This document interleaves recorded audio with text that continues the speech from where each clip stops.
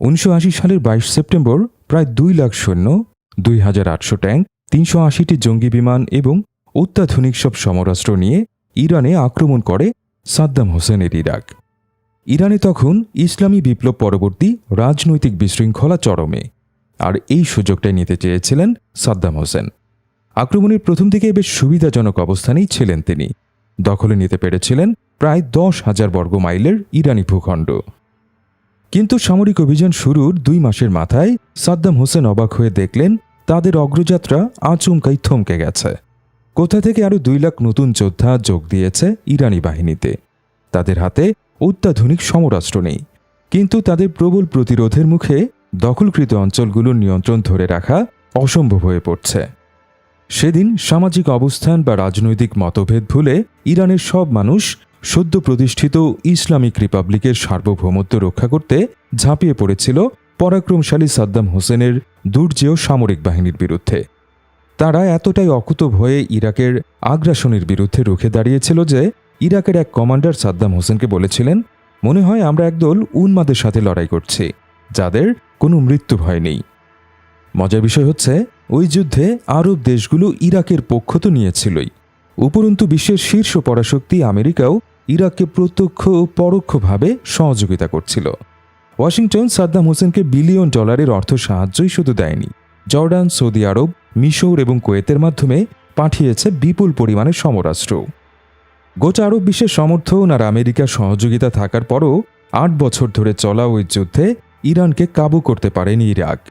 বরং জাতিসংঘের মধ্যস্থতায় 1988 নাগাদ যুদ্ধ শেষ হলে দেখা যায় ব্যাপক ক্ষয়ক্ষতি ছাড়া ইরাকের প্রাপ্তির খাতায় বলতে গেলে কিছুই নেই।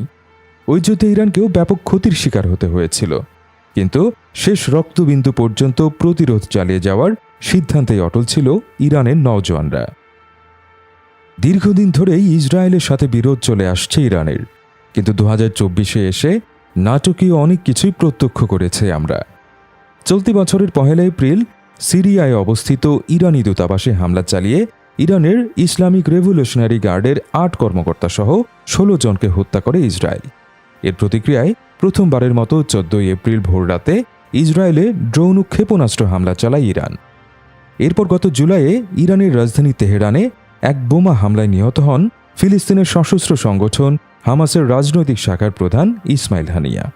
আর গত 27 সেপ্টেম্বর লেবাননের বৈরুতে ইসরায়েলের বিমান হামলায় লেবাননের শিয়াপন্থী রাজনৈতিক দল ও সশস্ত্র সংগঠন হিজবুল্লাহর প্রধান হাসান নাসরাল্লাহ নিহত হন। একই সঙ্গে মারা যান ইরানের ব্রিগেডিয়ার জেনারেল আব্বাস নীলফরসানও।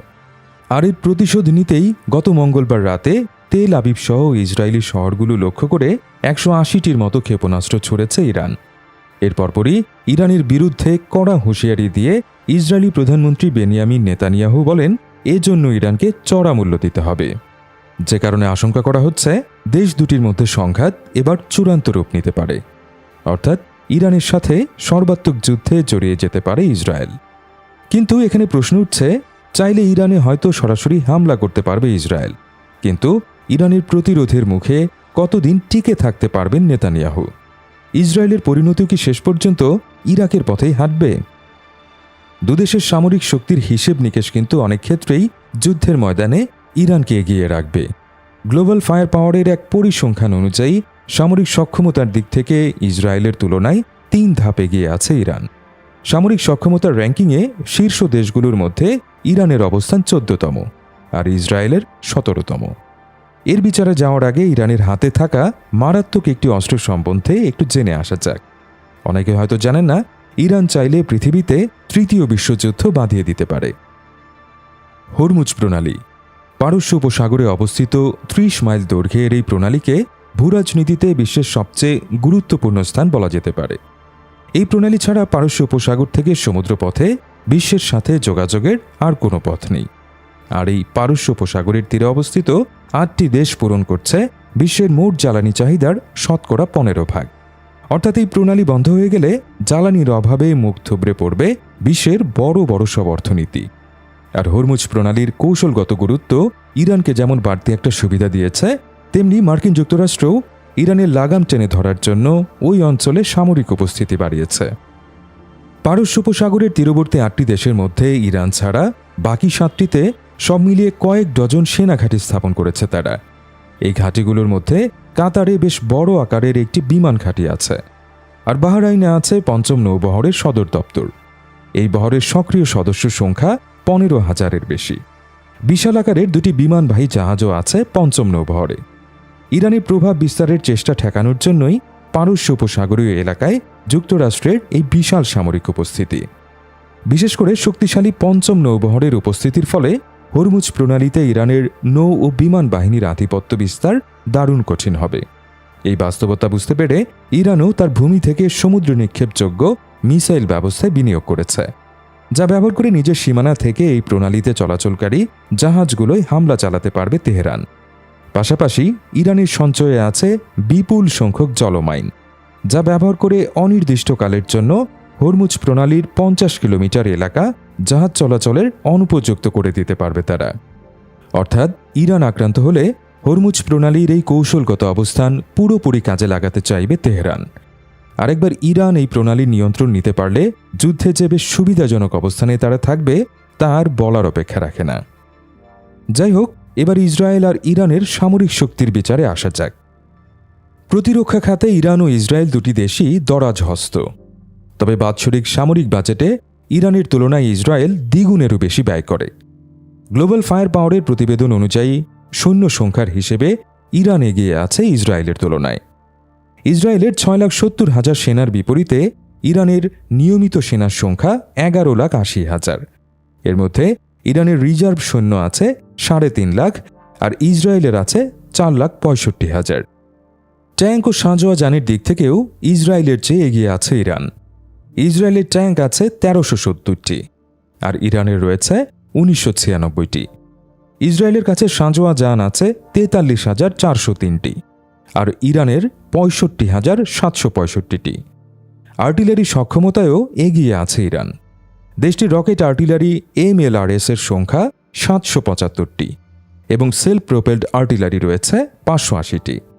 অন্যদিকে ইসরায়েলের কাছে সেলফ প্রোপেলড আর্টিলারি আছে ৬৫০টি এবং MLRS বা রকেট আর্টিলারির সংখ্যা ১৫০টি। তবে যুদ্ধ বিমানের হিসেবে ইরানের চেয়ে এগিয়ে আছে ইসরায়েল। ইরানের মোট সামরিক বিমানের সংখ্যা ৫৫১টি, আর ইসরায়েলের কাছে আছে ৬১২টি। এর মধ্যে ইরানের কাছে যুদ্ধ বিমান আছে ১৮৬টি, আর ইসরায়েলের আছে ২৪১টি। ইরানের কাছে অ্যাটাকিং বিমান আছে ২৩টি, যেখানে ইসরায়েলের আছে ৩৯টি। ইরানের প্রশিক্ষণ বিমানের সংখ্যা ১০২টি, আর ইসরায়েলের আছে ১৫৫টি। হেলিকপ্টারের হিসেবেও এগিয়ে আছে ইসরায়েল। যেখানে ইরানের হেলিকপ্টার আছে ১২৯টি, সেখানে ইসরায়েলের রয়েছে ১৪৬টি। এছাড়া ৪৮টি অ্যাটাক হেলিকপ্টার রয়েছে ইসরায়েলের কাছে। অন্যদিকে ইরানের অ্যাটাক হেলিকপ্টারের সংখ্যা ১৩টি। তবে পরিবহন বিমানের সংখ্যায় এগিয়ে আছে ইরান। তাদের হাতে এ ধরনের বিমান আছে ৮৬টি। অন্যদিকে ইসরায়েলের আছে ১২টি। গ্লোবাল ফায়ার পাওয়ারের তথ্য অনুযায়ী নৌবাহিনীর শক্তির দিক থেকে ইসরায়েলের চেয়ে এগিয়ে আছে ইরান। দেশটির কাছে আছে ১০১টি যুদ্ধজাহাজ, যেখানে ৭টি ফ্রিগেট এবং ২১টি টহল জাহাজ রয়েছে। এদিকে ইসরায়েলের যুদ্ধজাহাজের সংখ্যা ৬৭টি। এর মধ্যে টহল জাহাজ আছে ৪৫টি। তবে ইসরায়েলের কাছে কোনো ফ্রিগেট নেই। সাবমেরিনের দিক থেকেও ইরান শক্তিশালী। দেশটির কাছে সাবমেরিন আছে ১৯টি, যেখানে ইসরায়েলের আছে মাত্র ৫টি সাবমেরিন।